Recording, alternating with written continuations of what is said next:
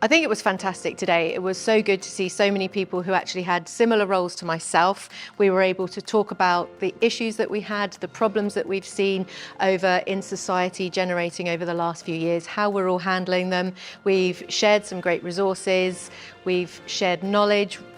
We want to collaborate a whole lot more, and I think today was all about opening up that line that has maybe narrowed down over COVID, and that's just start to open up that community. So we're all going through the same thing.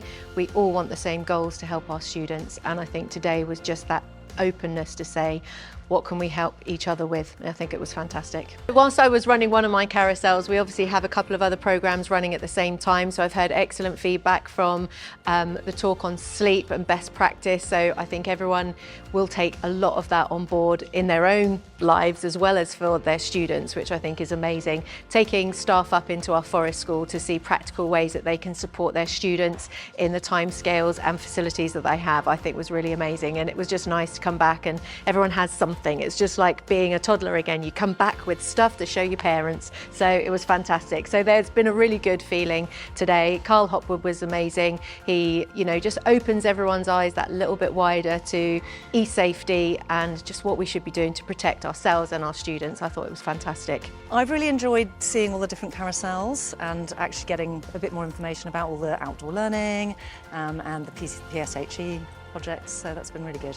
I think it's been wonderful to get people and real bodies back in the room again after such a long time, so that's felt really, really important. I think it's so important, and I think what I've noticed is how many people have come up and said, oh, it's so lovely to be back with people and sharing good practice and sharing ideas. So I think actually pulling lots of people together, and also I'm really, really impressed by the generosity of schools in, that there are speakers here who aren't attached to Seaford, who are at other schools, and I love the fact that everybody's so keen to be collaborative and share. I think we're all incredibly grateful to Seaford for putting it on, because it's no mean feat pulling off a conference of this size. Wellbeing is so important because although we are trying to educate our students to get good grades and results, actually it's more part of the process. We're looking for the journey to incorporate a happy student, and once you tap into what makes a student tick, and that will be individual for each individual person, it's a very bespoke pathway.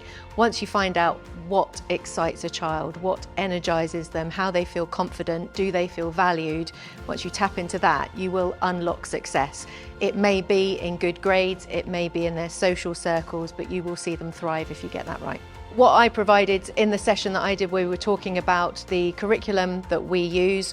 Are we using any different programs, packages, PSHE resources that are out there, sharing who are good speakers, because in this area you need to know who works and who doesn't, and actually find out what the children are interested in, because what we think is a good speaker may not be the same as what the students feel. So actually we've learnt to just actually share our knowledge, because it's just going to help us all in the long run.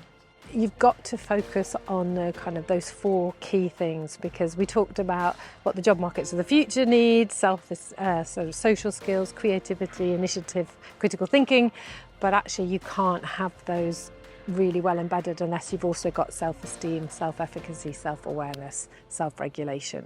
So I think that unless we are building the resilience which those 4 qualities very much tie into, then we're not really creating cultures of success.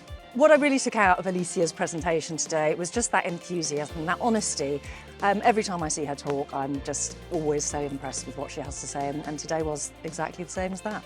I think probably making a lot of contacts and reconnecting with people. I think that's really what it's been about for me today. So I just think that with that connection with nature, and I love the lady up there who was running, Helen, who was running the session, talking about mental health and geography.